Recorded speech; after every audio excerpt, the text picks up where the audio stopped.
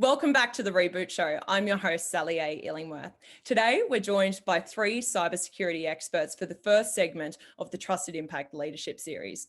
Our panelists will unpack how executives and boards can ensure they're doing enough to avoid becoming a news headline. We'll be discussing a range of things, including what the contemporary threat landscape looks like and how it impacts the role of executives, rethinking the fundamentals for embedding cybersecurity into executive agendas and budgets, and the security misconceptions associated with cloud and SaaS vendors that can't be ignored. Joining us today is Tom Crampton, the Chief Executive Officer at Trusted Impact, Damien Manuel, the Chairman at the Australian Information Security Association, and Ashutosh Kapsi, the General Manager, Cybersecurity and Technology Risk at IOOF Holdings. So thank you very much to our panelists for joining us today.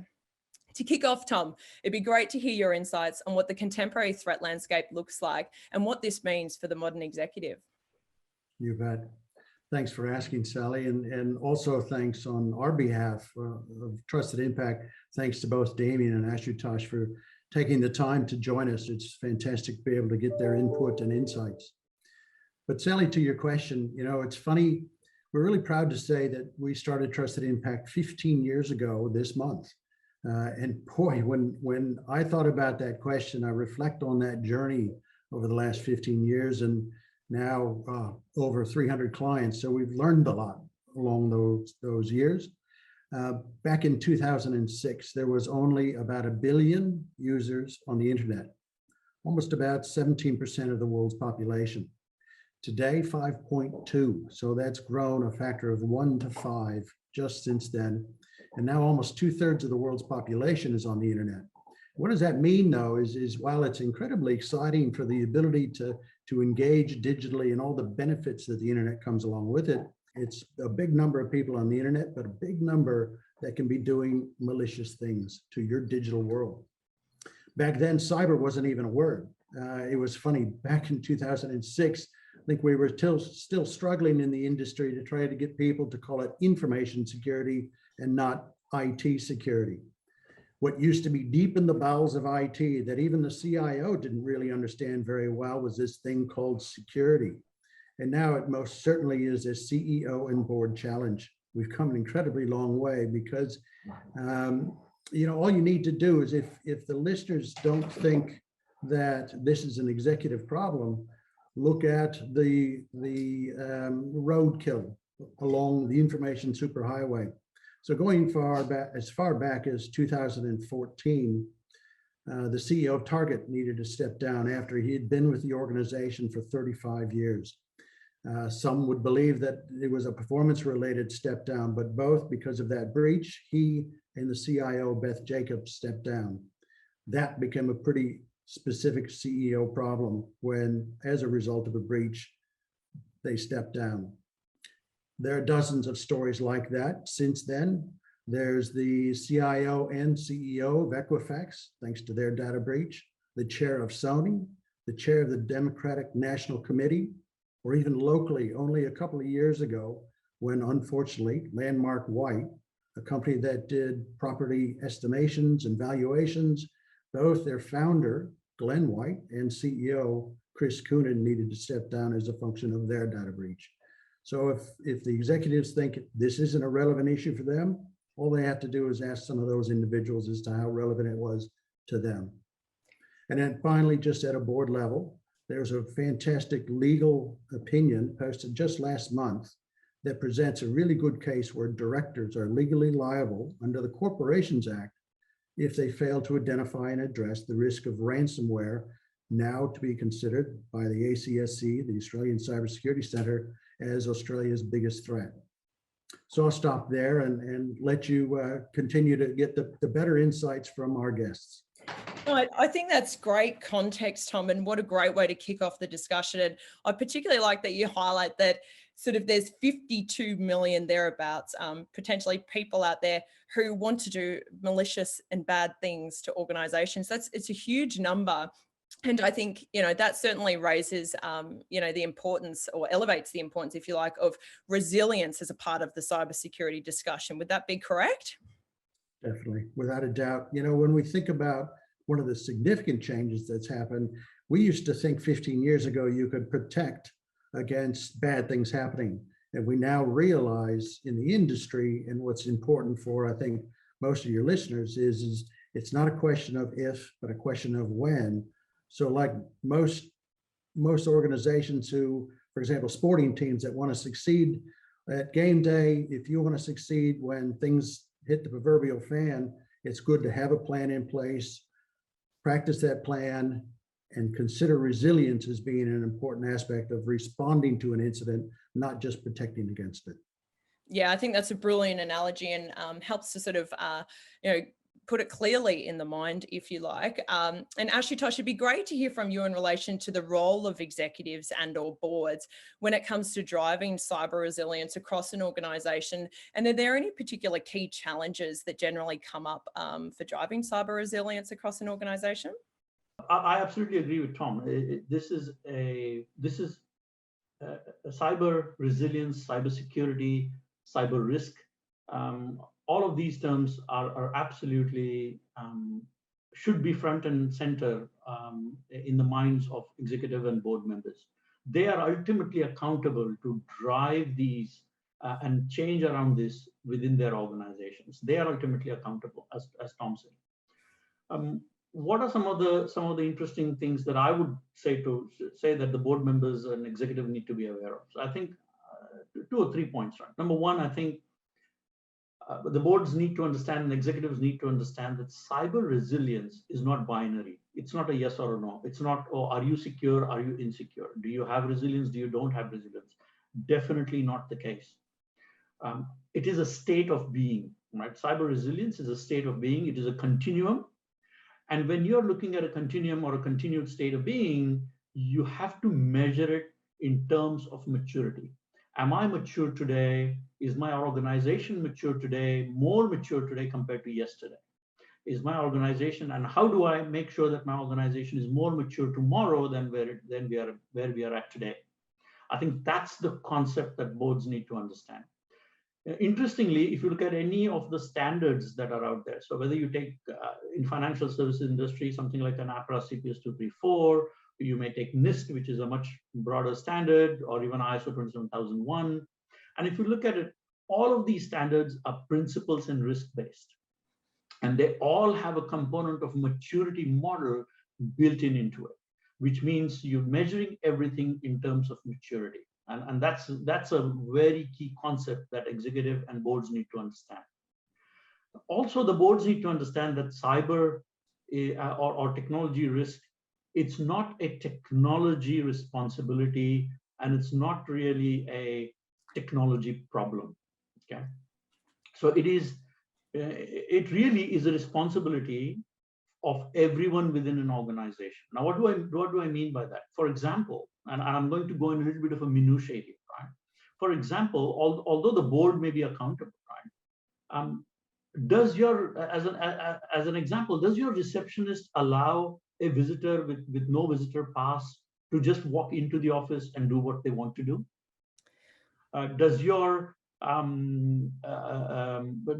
business unit manager, okay, look at user access reviews in a very diligent fashion so that as soon as the user leaves the organization, their access is cut off? Do your business unit managers look at changing roles and how the access needs to be changed in the background?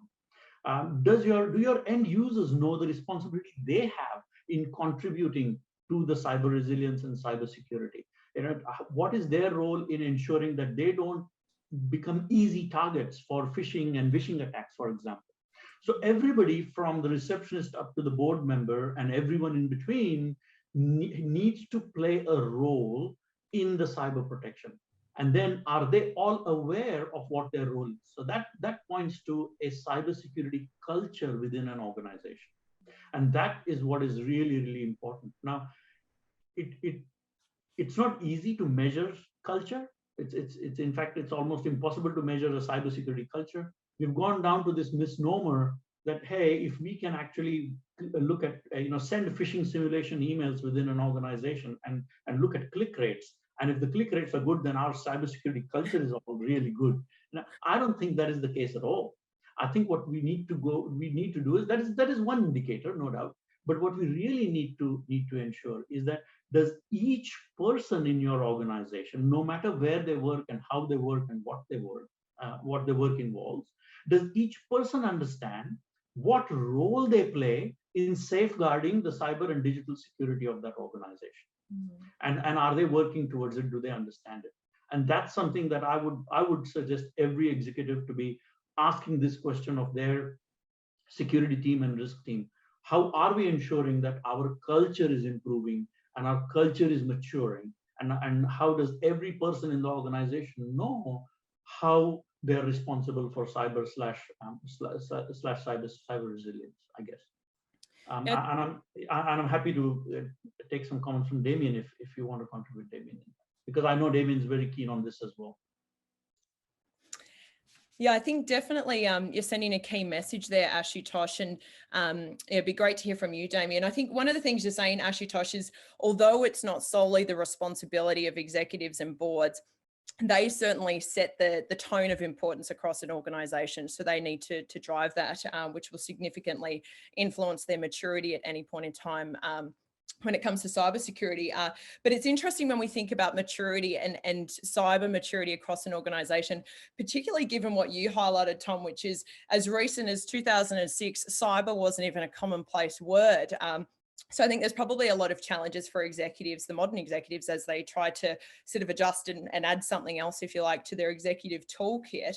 So Damien, in your views, are there any sort of common forms of hesitancy, if you like, that executives and boards may have that perhaps slows down the maturity of cybersecurity across their organization? I think it's really important for executives to know and understand that they're not alone, firstly, in this problem and in this challenge.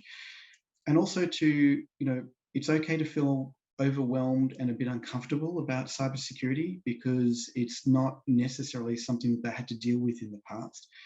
It was often thought of as a technical issue rather than sort of business risk issue that they really need to sort of be aware of and sort of manage.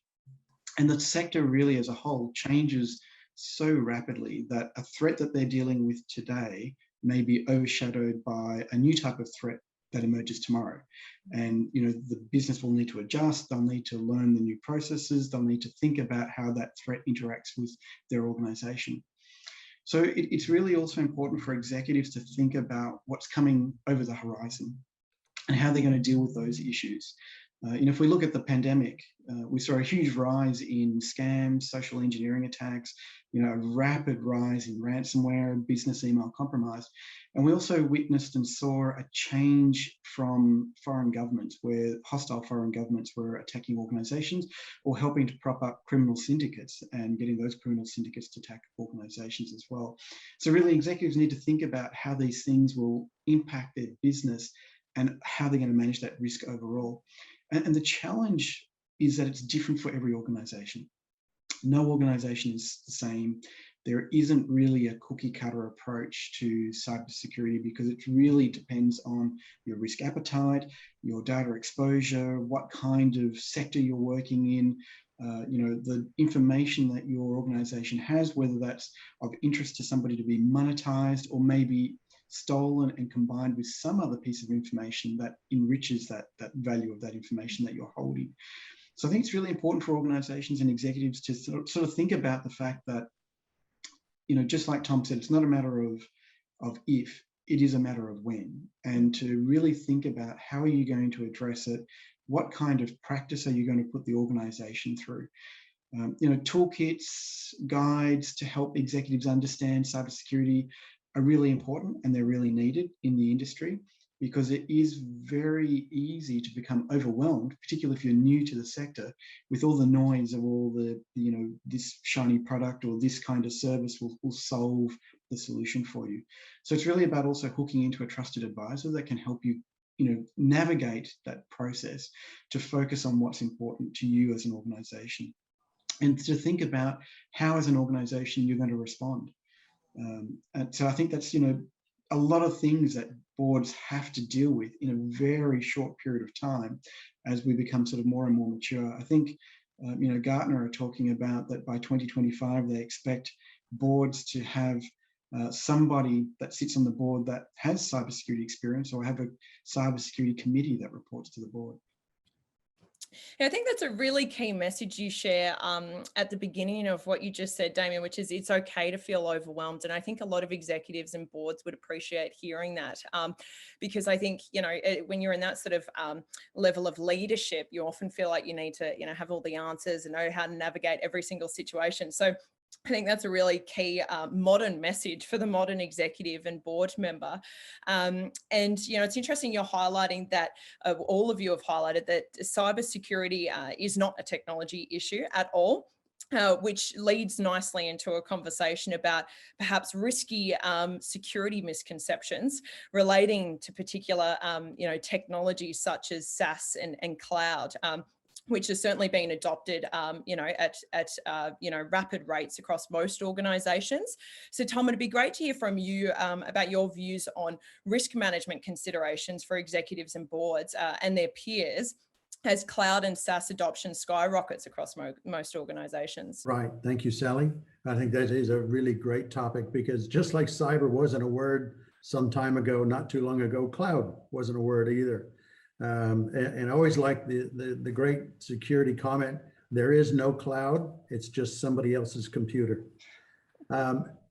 We did actually a study a year ago that looked to get the insight from 30 leaders in the industry, the local industry in Australia, and we're able to tap into those who were key individuals in many of very large, both commercial, government, and even small organizations, to try to get their input on the way they approached their adoption of cloud. Because we think overall, the adoption of cloud and software as a service is a fantastic step. It, in many respects, particularly for smaller organizations, is a great way to improve your security posture that historically oftentimes you didn't pay much attention to, and those organizations are often keeping their systems up to date, and it is, generally speaking, a really good move.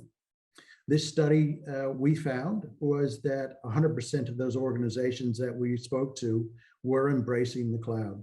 Those leaders that we said and asked questions about, 40% of the information that they were putting in their cloud environments, including both software as a service, was considered to be sensitive, the kind of information that they wouldn't want to have exposed or compromised.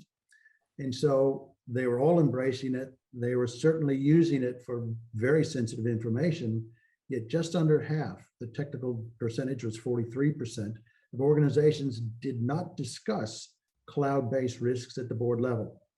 So the IT organization was doing a brilliant job to embrace cloud technology, but it hadn't quite made it up to the board to be able to make sure that the board and the C-level was talking about those kinds of risks that were unique to the cloud environments. The biggest issue that came out of that study, and I'm happy that we can provide a link to this in the Reboot show, or direct them to where it is on our website, but I won't go through the whole thing. But the biggest issue, frankly, was coming from that, Sally, that what we considered high trust, low proof. The vast majority, again, 80 to 90%, believed that the cloud had disaster recovery plans in place and incident response plans. So 80% said, yes, we're pretty confident. We've asked, we've gotten a copy of their disaster recovery plan.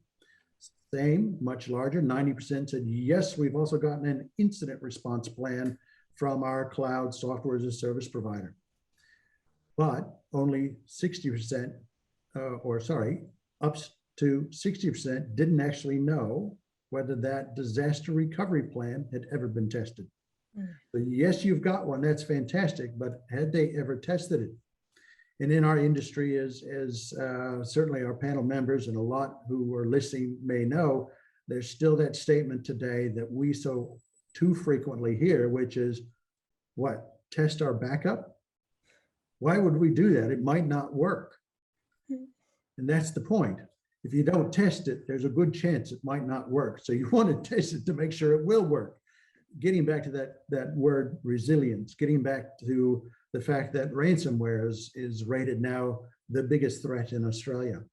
So the full study's on our website if individuals are interested to learn more about kind of how organizations are adopting the cloud.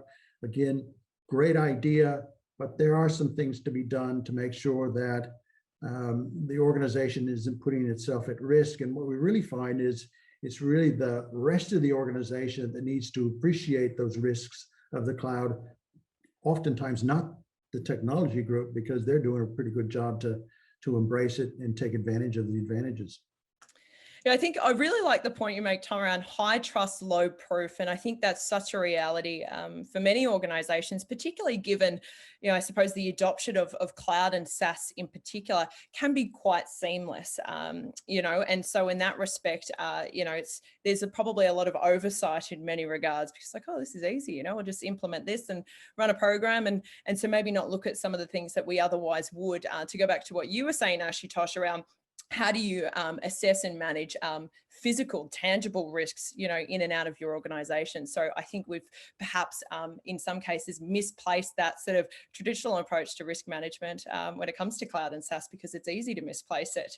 And Damien, you said before, that it's important to find trusted advisors when you're looking to really develop cyber maturity as well as resilience across an organization. Ashutosh, it'd be great to hear from you. Certainly executives and boards have an increasingly heightened awareness about the contemporary cyber threats that they're faced with today. And many of them are seeking trusted advisors to support them. So how important would you say it is for executives and boards to ensure that they seek out independence in advice that they may get, given there are, presumably so many opportunistic sales teams in that landscape? You absolutely right. How does an executive or a board member ensure that the advisor that they're talking to is indeed a trusted advisor or has some other motives in place? And I think one of the issues that is still floating around in the industry is this concept that, hey, a particular product will absolutely solve one or two or three or four different risks. Oh, this is a great product. You just have it and it will solve your issue. And we're just going to tack another little product onto it, and we've just bought this company and we'll tack another little product into it, and see how now this suite of products that we have will take care of everything for you. Still a bit of a misconception. There is no such thing as that, because as I mentioned right at the beginning, and Damien and Tom have talked about it, is that this really isn't a technology problem as such. It is a people and a process problem more so. Technology can automate certain processes. Technology can put in place certain controls, but ultimately it's a people and process problem. So what is also happening is there is an interesting trend happening right now is most of the large vendor organizations who are trying to sell some sort of a product or the other, and I don't hold this against them, by the way, I'm just making a generic observation here, is that they actually appoint ex-CISOs, for example, as their own evangelist within that organization. And then they are tasked with actually talking to board members of other organizations and become their trusted advisor.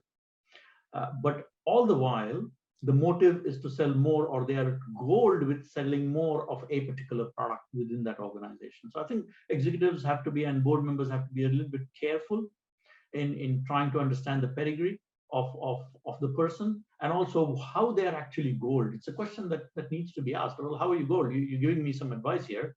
Well, firstly, is it free? Because if it's free, nothing's free in life, right? There's no free lunches in life. So the advice being given, what is it coming attached with, right? Is it sale of a product? Is it sale of a license? What is it?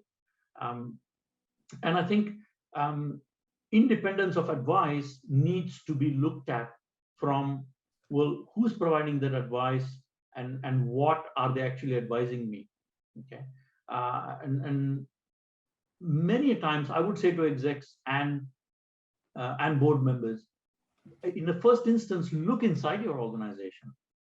There might be somebody within your infrastructure team or your development team or even your security team or any other team who have wealth of experience in your organization and understand the product or the solution intimately, and they can actually provide great guidance around context of how to secure it further and how to mature the security further. So do look inside, because that trusted advisor may very well be inside your organization.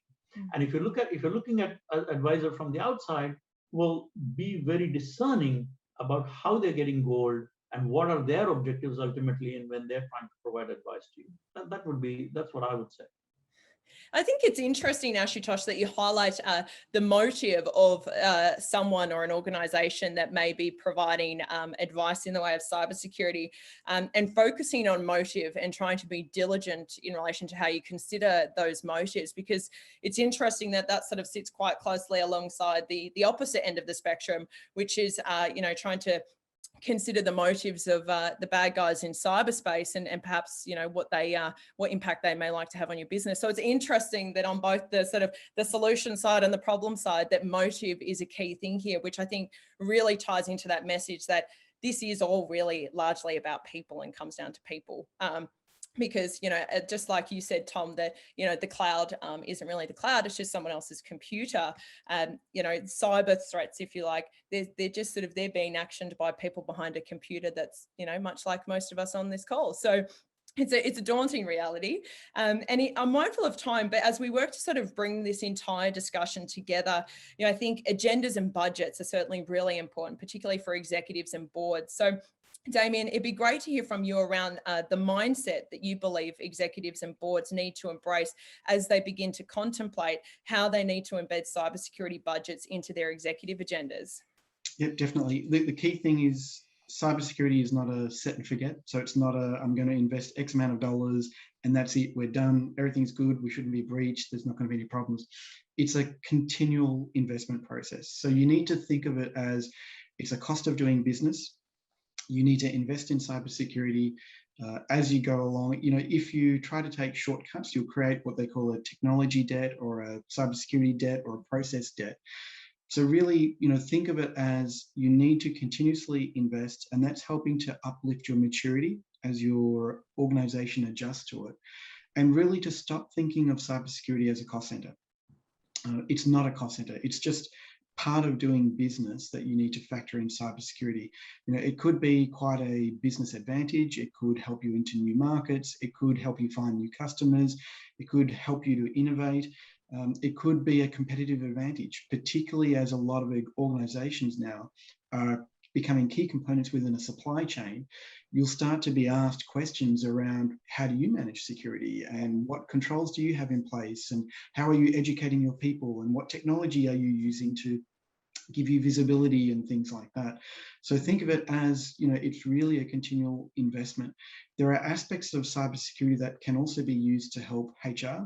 So it might be able to flag when you're starting to see staff that might be becoming distracted by things or under pressure starting to suffer from health issues that might create a weak point in the organization. Don't use it as a mechanism to punish people, but it's more shining the light in the dark to help understand problem areas that need to be addressed or might need support. I think that's a great message, and highlighting the fact that it is a cost of doing business today, which I think, as you've all highlighted, there is sort of a change management and a professional development aspect to all of that for every leader, as well as every person within an organization. And before we wrap up, I'm just interested, as we think about cybersecurity and building maturity and resilience being a cost of doing business today, as you've highlighted, Damien. Tom, quickly, it'd be great to hear from you. You mentioned earlier that TrustedImpact, has had the privilege to be able to work with more than 300 clients. So when we think about cybersecurity being a cost of doing business today, in your experience, are there any types of organizations that are excluded from this conversation? Definitely no organizations, unless you're totally in a physical world and your little bottle shop on the corner, perhaps, if they don't do anything on the internet. But generally speaking, most organizations today are. And, just reinforcing that a little bit, we often say leadership, that cyber is a leadership challenge. Mm-hmm. Just reinforcing exactly the great comments that Damien and Ashutosh have mentioned. We can compare, for example, two organizations, one in Victoria, well-regarded grammar school, another one in New South Wales. They are both doing some really interesting and innovative, proactive kinds of things to improve their maturity. And I can say that one of those is not progressing very quickly, and the other one is progressing quite quickly. The difference, the only single difference, is the principals or the leaders of the schools, because one has four divisions. Those leaders don't appreciate the difference between this is important versus this is a distraction. It's an IT problem. We can definitely attribute the success to being a leader who doesn't need to understand the technical nuances. They don't, and in fact shouldn't, worry about the gory details, but they, as you said earlier, they set the tone, they set the pace. If it's important to the leadership, the rest of the organization typically falls in line and realizes how important it is to them as well. Yeah, I think that's a great message for us to wrap this conversation up with. And thank you very much to all of you for joining me today, Tom Crampton, Damien Manuel, and Ashutosh Kapsi. And thank you very much to our audience for joining us. We will be in touch to provide more information about this panel discussion and how you can perhaps learn some more from our great panelists during today's discussion with Trusted Impact on the Reboot Show. And we look forward to seeing you on the next segment of the Cybersecurity Leadership Series. Thank you.